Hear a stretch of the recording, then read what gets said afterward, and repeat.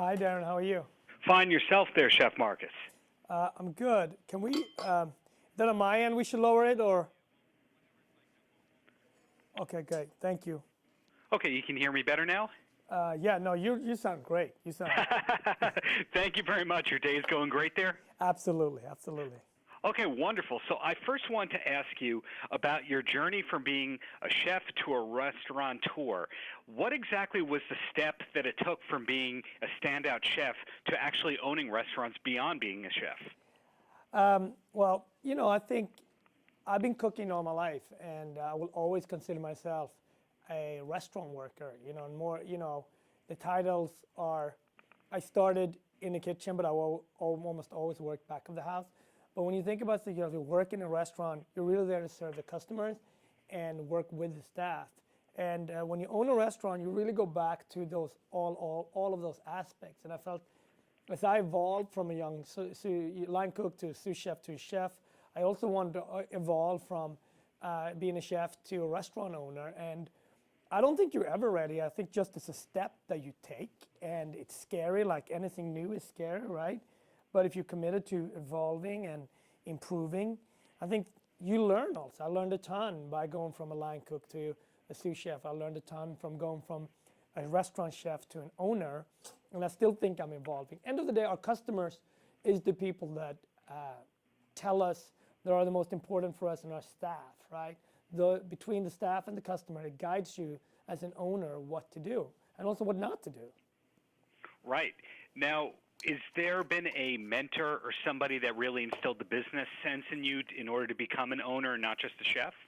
I've had many mentors, starting with my parents, actually, but I think on the professional side, someone like Leah Chase, she's had a restaurant in New Orleans since the 40s, but also Chef Charlie Trotter helped me a lot.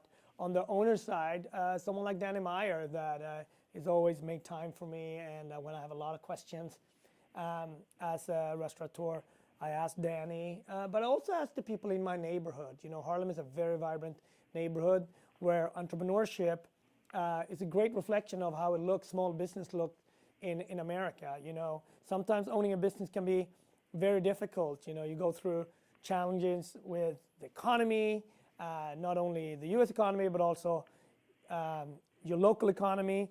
And it's important to be able to navigate through that.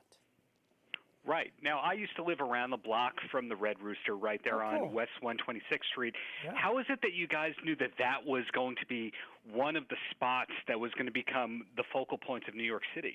I don't think we knew. I think you create something that you believe in, fully believe in it, and engage in the neighborhood. And then you hope that other people will like it and they will tell their friends. For me, it's so much about Red Rooster's success. It's really the success of Harlem and the neighborhood. We wouldn't be there without them, without our neighborhood. So I don't think we had it all figured out. It was definitely trial and error in the beginning, and still is.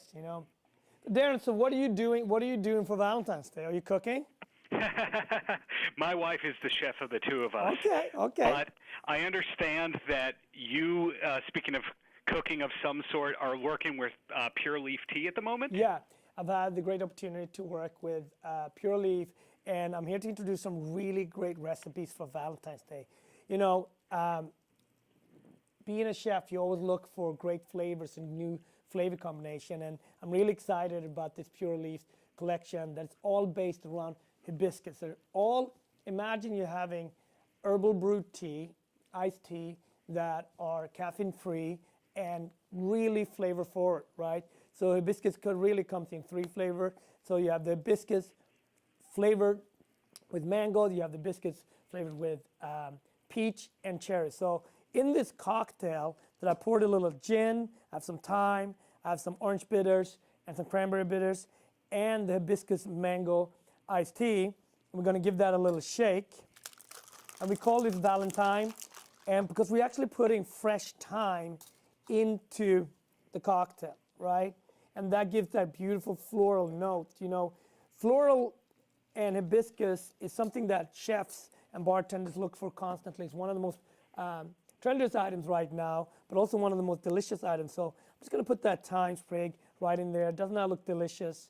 That's something that you and your wife can sip down for the big day.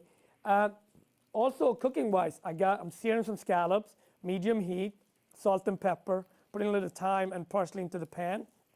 Got some bitter greens.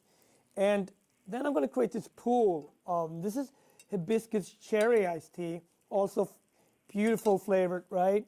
So sometimes I cook with it, sometimes I just drink it as a cool drink, but it gives you that beautiful burgundy color, cranberry color looking, and I love that, especially for Valentine's Day.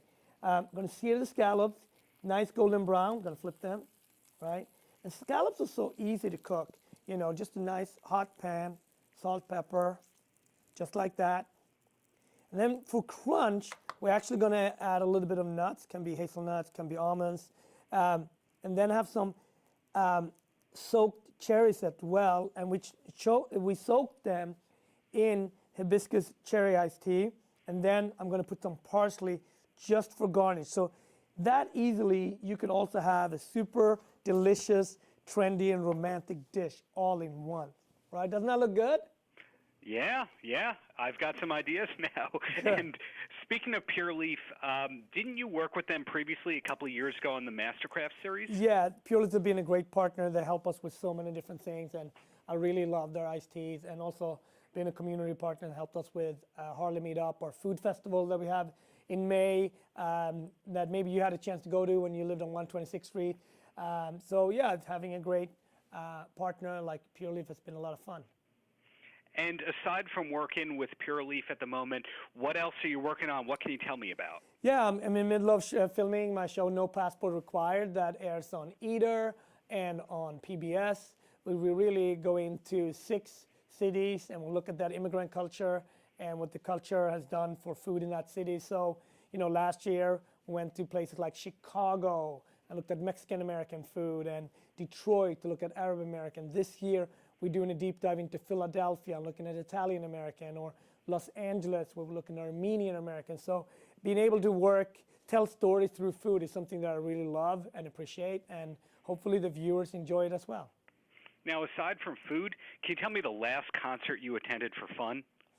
Wow, it's been a while. I think I saw Stephen Marley about a year ago. That was a lot of fun. And no, actually I was at the Apollo just a couple of months ago.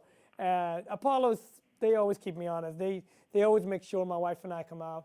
I saw D'Angelo at the Apollo, which was fun. And it's just such a great place to check out a concert. Plus, you know, the musicians in our restaurant, we have nightly concerts in my restaurant because both Red Rooster and Ginny's, you know, music is a big part of what we do. So I'm a little bit luckier than most that I'm surrounded with music all the time. Right. So in closing, any last words for the kids? You know, first of all, this week, you just enjoy Valentine's Day and enjoy the family. Do something fun and together, because I think that is a really important week. It can be stressful. Thank you for having me on. And if you want more recipes, go to pureleaf.com. And otherwise, I'll see you in Harlem. Cool. Thank you so much for your time, Chef Marcus. Thanks so much, Have a great Dan. rest of the day. Thank you.